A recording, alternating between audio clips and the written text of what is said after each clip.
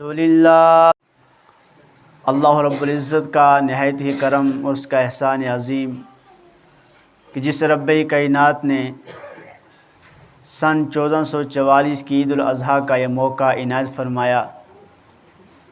اللہ پاک سے دعا کریں کہ اللہ پاک ہمارے لیے اس عید کو خوشی کا پیغام بنائے اور اس عید کو ہمارے لیے آپس میں ہمدردی، آپس میں پیار اور محبت کا ذریعہ بنائے۔ یہ عید الاضحیٰ کا موقع سیدنا ابراہیم خلیل اللہ علیہ السلام کی یادوں کو تازہ کرتا ہے، اور اگر حق بات دیکھی جائے تو سیدنا ابراہیم خلیل اللہ علیہ السلام ہی کی قربانی کی وجہ سے اللہ پاک نے ہمیں یہ دن عطا فرمایا۔ ہر مذہب تہوار مناتا ہے تو مذہب اسلام کو بھی تہوار منانے کا اللہ پاک نے موقع عطا فرمایا، اور مذہب اسلام کے لیے 2 تہواروں کو متعین کیا، ایک رمضان المبارک کے بعد 1 شوال کو اور ایک ذی الحجہ کی 10 تاریخ کو۔ اس کا پس منظر کیا ہے؟ چونکہ آج کا دن قربانی کا دن ہے۔ قربانی صرف جانور کی نہیں ہے، قربانی اپنے احساس کی بھی ہے، قربانی اپنے نفس کی بھی ہے۔ اور جب انسان قربانی کے لیے کسی جانور کو ذبح کرے تو ساتھ میں اپنے نفس کو بھی ذبح کرے کہ میرا نفس صرف اور صرف محمد رسول اللہ صلی اللہ علیہ وسلم کے تابع ہو۔ وقت بالکل مختصر ہے، مختصر بات عرض کروں گا۔ پچھلے جمعے سے پہلے والے جمعے کے روز آپ کے سامنے سیدنا ابراہیم خلیل اللہ علیہ السلام کا تذکرہ کیا تھا، اسی موضوع کو آگے بڑھاؤں گا کہ سیدنا ابراہیم خلیل اللہ علیہ السلام اللہ کے وہ پیغمبر ہیں جنہیں سارے کے سارے مذہب عزت کی نگاہ سے دیکھتے ہیں، سارے کے سارے لوگ عزت اور احترام کی نگاہ سے دیکھتے ہیں۔ ایسا کیوں ہے؟ اس لیے کہ ابراہیم خلیل اللہ علیہ السلام نے بہت زیادہ قربانیاں دی تھیں۔ سیدنا ابراہیم خلیل اللہ علیہ السلام جب بڑے ہوئے، اللہ تبارک و تعالیٰ کی طرف سے طرح طرح کی آزمائشیں آئیں، طرح طرح کے امتحانات آئے۔ ابراہیم خلیل اللہ علیہ السلام ہر امتحان میں کامیاب ہوتے چلے گئے۔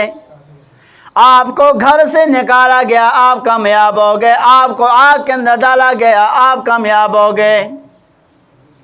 یہاں تک کہ ایک موقع ایسا آیا، رب کائنات نے حکم دے دیا، اے میرے خلیل، تجھے جو میں نے بیٹا دیا، اس بیٹے کو ایک ویران جنگل میں چھوڑ کے چلے جاؤ، اپنی بیوی کو ویران جنگل میں چھوڑ کے چلے جاؤ۔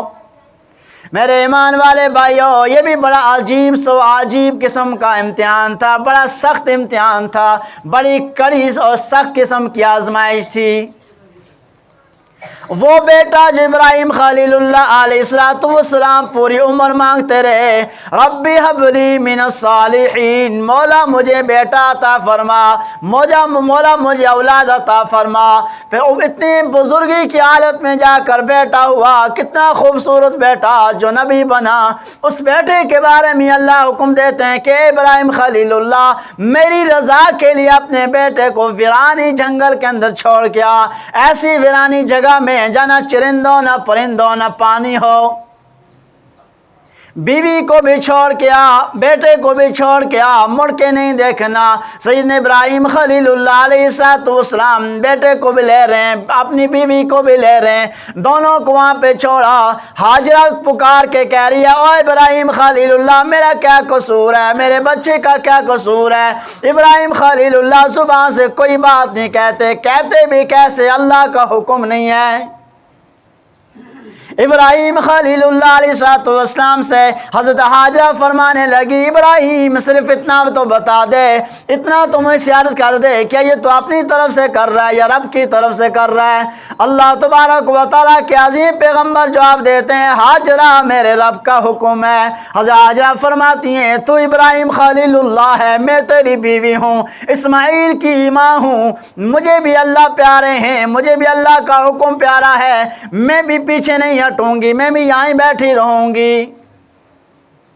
ابراہیم خلیل اللہ علیہ السلام چلے گئے، جب نظروں سے اوجھل ہو گئے، معصوم چھوٹا سا بچہ، ایک ماں ہے ایک عورت ہے، وہ عورت حضرت اسماعیل علیہ السلام کی والدہ امی حاجرہ رضی اللہ تعالیٰ عنہ ہیں۔ حضرت حاجرہ فرماتی ہیں جب بچے کو پیاس لگی، شدت کے اندر تڑپ گیا، پیاس کی شدت کے اندر تڑپ گیا، تو میں کبھی صفا پہاڑی پہ جاتی، کبھی مروہ پہ جاتی، اللہ تبارک و تعالیٰ کو ابراہیم خلیل اللہ کی بیوی کی ادا اتنی پسند آئی اور حکم دے دیا اے حاجرہ تیری اداؤں پہ ساری دنیا کو قربان کروں گا، جو بھی عمرہ کرنے جائے گا، جو بھی حج کرنے جائے گا، صفا مروہ کی سعی نہ کرے، صفا مروہ پہ نہ دوڑے، نہ اس کا حج کو